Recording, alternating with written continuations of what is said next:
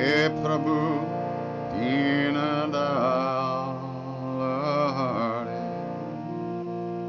Govind Hare All right, so hello, Christina. Hello, Anna.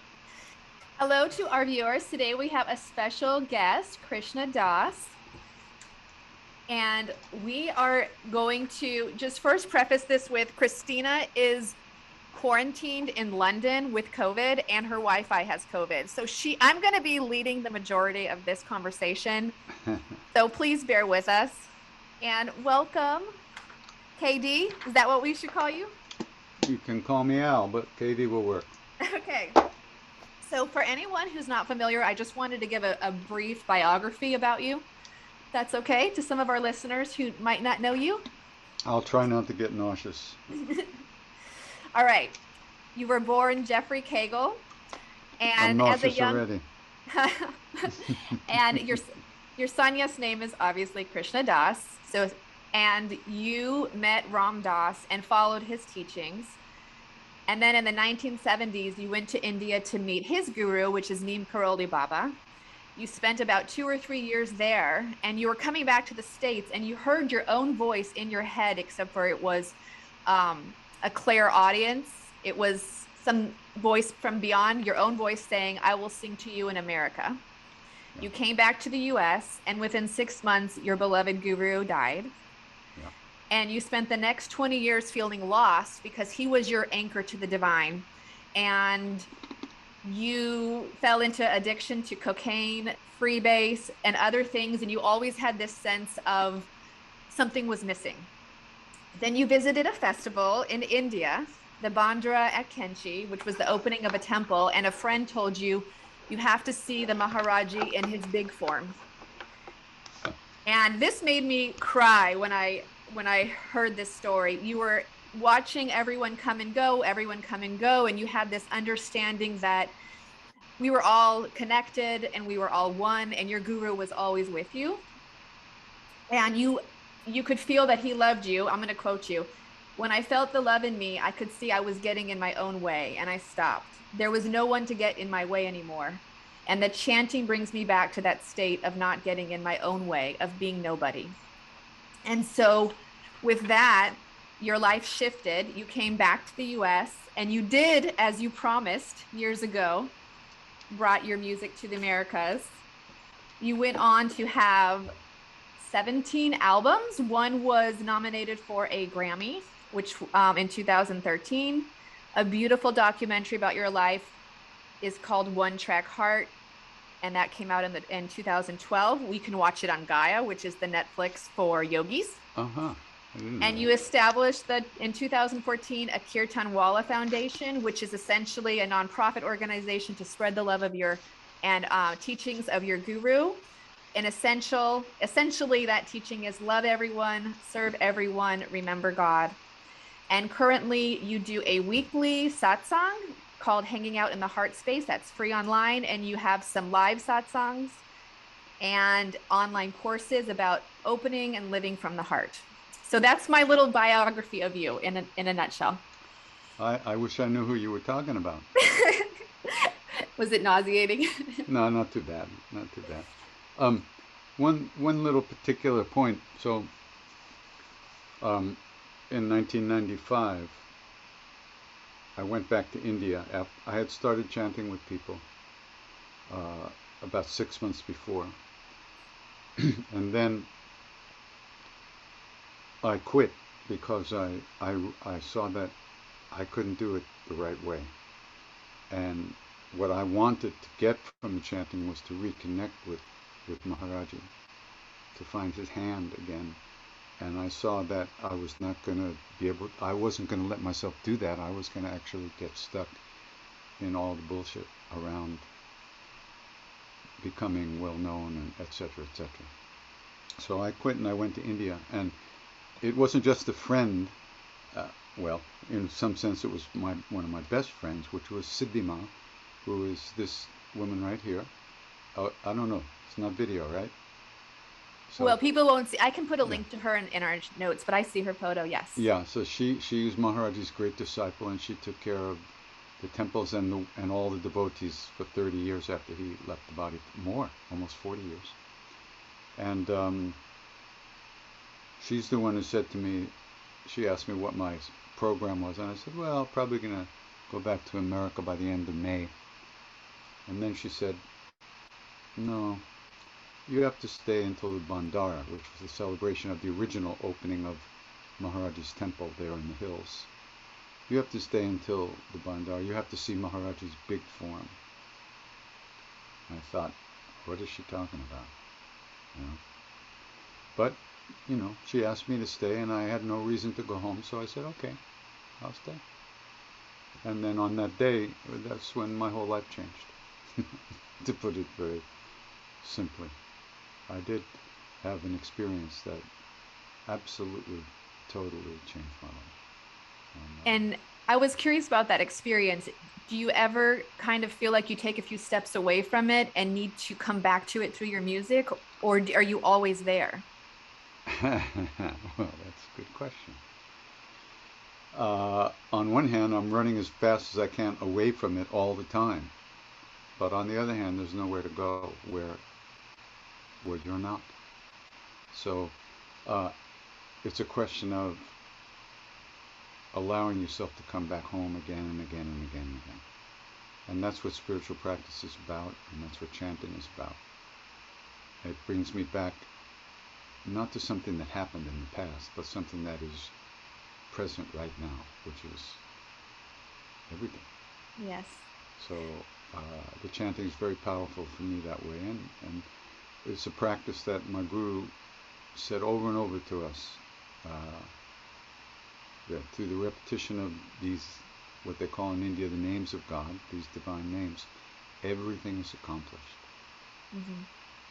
So that's a lot. That's a major statement. And I would say that I probably believe that about 2%. It's a good Because 2%. if I really believed it, would I ever stop singing? Right. Never. So my own stuff, our own stuff gets in the way of us finding, what we really want. Right. in life. So I wanted to share a story with you, and then it'll lead into my next question, which is, I actually had a visitation from your guru a couple weeks ago. I was in my bathtub, and I He's was good in really, bathtubs. Yeah. yeah. Does he like bathtubs? He loves bathtubs, yeah. Oh, well, that's Especially when fine. other people are in them. Well, I don't I know didn't that he know goes that. by himself. So, I was trying to get in touch with my human vulnerability of guilt and worthlessness. And I was trying to magnify that feeling in me to see what was on the other side of it. And he entered the room and he put his hand up on my forehead. And without words, he showed me the image of a beautiful flower, and the idea was something like, we worship the flower. Flowers are on wallpapers and on fabric, and we think flowers are so beautiful, but they grow out of the soil. And then I saw how the soil was like made of dead Mm. bugs and carcasses and worm shit and just crap. And he was showing me that it's not that the flower grows from the shit, it's that the flower and the shit were are a pair. They, it's a package deal. Mm. And that all the worthlessness and guilt in me, it didn't mean I wasn't also a flower. Mm-hmm. And Wow. it was really beautiful. And I was like, okay, I'm a shitty flower. I'm a shitty flower. And then he left. And then, believe it or not, your friend Ram Dass shows up because he's been visiting me a lot. We talk about that sometimes on our podcast. And I said to him, well, why aren't I changed? People who come into contact with this Neem Karoli Baba are always changed. And I'm not changed. Like, okay, I'm a shitty flower, but I'm still just me. And he said that the love that the guru has for me, and that Ram and Hanuman and even Ram Dass has for me, is always available. But the limitation is in the resistance is in my own heart and in my own mind. So it didn't matter if the guru was in my bathroom, or it didn't matter if I was in India meeting him in the flesh. It's the resistance will always be in my own heart. And so I wanted to talk to you about resistance, because I believe that your music has a lot to do with removing the resistance to feel the divine. And I wondered if you could talk more about that. Yeah. Yeah. It's a beautiful experience. um, the Guru and God, or whatever that means, loves us as we are, as we really are. They see who we are and what we are. We don't. And so we're always judging, evaluating. We're always believing the stories we tell ourselves about ourselves all the time, every day. And we believe everything we think. That's total insanity. So practice, spiritual practice, it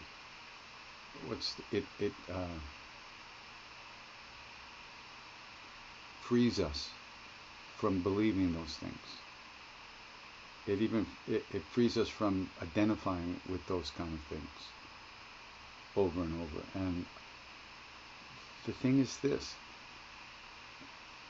you may feel your ground zero may be, I'm a piece of shit. Okay, I'm a shitty flower, but I am shitty.